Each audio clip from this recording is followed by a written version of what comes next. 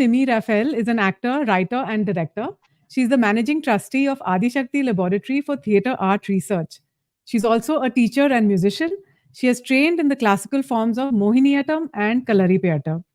So, Nimi, you have a very, again, gray, let's say, gray role in the film, like a sort of an anti hero, but also sort of a hero in terms of this film's perspective, because you're playing the role of the rebel chief, the Maoist rebel chief.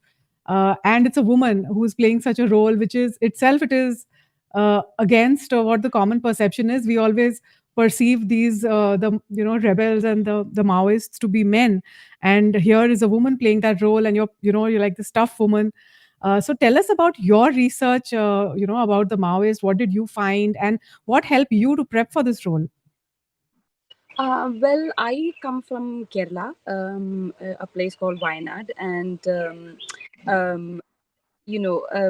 coming from this area, the talk of Naxalite and Maoists are things that we usually hear, and we have a woman in Kerala called K. Ajita. She is from Calicut. And in the 1960s, she was the only woman Naxalite who was part of the movement. And there are stories of her that you can read on internet. And, she spent a lot of time in the forest and how dedicated she was to the cause. We keep hearing these stories. So I had her in my mind when I was sort of prepping for the role. And I think it's just not prepping for the role. I feel sometimes it doesn't matter what movement that you are aligning towards. It could be an idea, it could be a concept, it could be a belief that you have. It's the conviction at which you move towards that idea in order to make something possible. And as women, we constantly move basis. So I don't know if these kinds of difficulties are very alien to us as women. It's something that we are constantly reminded of, something that we constantly comes to contact with. So for me, playing a rebel is easy part, because we are all that in our daily life. And to sort of make it happen on screen, I sort of thought of Ajita Chechi, as everybody calls her in Kerala. So I had her in my mind. But what was more striking for me was Devashish and Anupuma's commitment to the project. We go through different kinds of environment in our daily life. I sort of felt for the very first time as a director, Devashish was there available for me. And I don't think it's just my impression. I'm sure that everybody would feel the same. Sometime I feel in a film set, everything else gets taken care except the actor. But they was there, making sure that you've gotten a bottle of water, or there is some stone under the actor's feet, or everybody has to get an umbrella if everybody is standing under the sun. So this kind of democratic process was very, very alien to me in a film set. And I really I was really, really felt very touched by that a director and a producer actually thinks about the actor. Doesn't matter you are even playing a small role, which then makes it like Smita was saying, that you get a platform to play well. So you can have ample amount of research time, you can have ample amount of honing your craft, your technique. But if your performance environment is going to be alien to you, then your performance can get hampered. So I felt very comfortable in that environment to perform, which I feel then is my responsibility as an actor, because everybody else around is providing you that comfort, and hence you feel that responsibility to play well. So I felt that particularly in that set, which I have not felt it in any other film set per se. So yeah, that was a very conducive atmosphere for a performer. So it's just not the research, it's also the environment where you play. So that was Right. heartwarming for one. Great, great. So you're the second person who is now giving full points to Dev so for his sensitive and taking care of the audience, and Anupama as well. Okay, Nimi, tell me, you have been working in theater as well, and you've been working for artists in theater as well. So, what is the legacy that you would like to leave with your work in films and in theater? We have a saying that an artist is really born when she or he becomes 40 years of old or more, or in their 60s. And I think there is a certain truth that I would like to take from that, which is that as a young artist, you go through a certain kind of trial and error.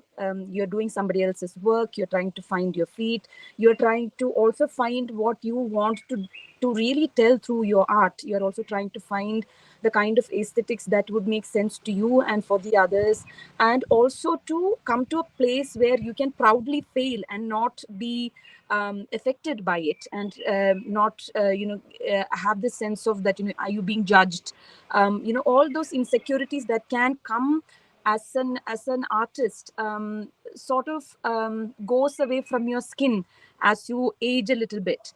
And I think more than legacy, I think I would like to get to that space where I leave my writing, or the way I look at my work, or the way I direct, is not seen as a female director, but a director who has a voice in saying something that is relevant to the time that she lived.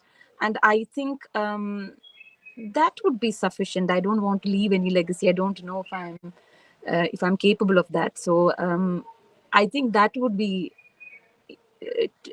good, or if one can reach there, I think that would be sufficient. But taking forward from what Anupama and Smita said, that we're talking about nuanced storytelling.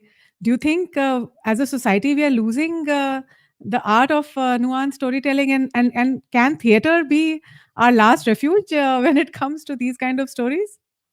I think, see, the society that we live in is quite complex, and that is quite reflective in our day to day dealings as well. I think there are different kinds of audience for different kinds of work that we see, and it's also a self exploration, isn't it? I think Anupama was saying that the change has to come from within the environment that you placed yourself. You cannot say that the change is outside of myself. It has to be here first, and then probably one has a way of impacting your immediate environment where you occupy. So I feel different kinds of genres have existed, different kinds of viewing work has existed. You can see Tom and Jerry and be inspired by making great work. You can see great work and then do something silly. I think we are complex and also flexible in that way. So we can watch popular movie, as we say it, or we can watch theater if that's what you want to do. It, at the end of the day, what is actually speaking to you, and if multiple things speak to you, I think that's what we should do. And nuance is an aesthetic choice. And I think that aesthetic choice is a very subjective thing. It cannot be generalized. So I feel it's a growth, definitely, but that growth is very individualistic first. It has to come from within first. And then maybe if it is strong enough, it can sort of spread in your immediate environment. And I think that's how simple I want to see it, because if you make it more complex, your functioning as an artist becomes difficult. Actually, something that I feel as a theater actor who does very few, who have done very few, I think the theater community really watch a lot of movies. We invest. I would say that it has to be a give and take. And I think not has to be. I think it would be wonderful if more directors come and watch theater actors, because I think it is it is time to invest in actors, because they are the ones who are telling you what is the character that is going to bring life to what you're bringing on screen. My desire as a theater actor would be to invest in actors, and there are a lot of actors, and let not the social media tell you who your actor should be for a character. Let that not be the deciding point, because more than anything, the actor can mold your character.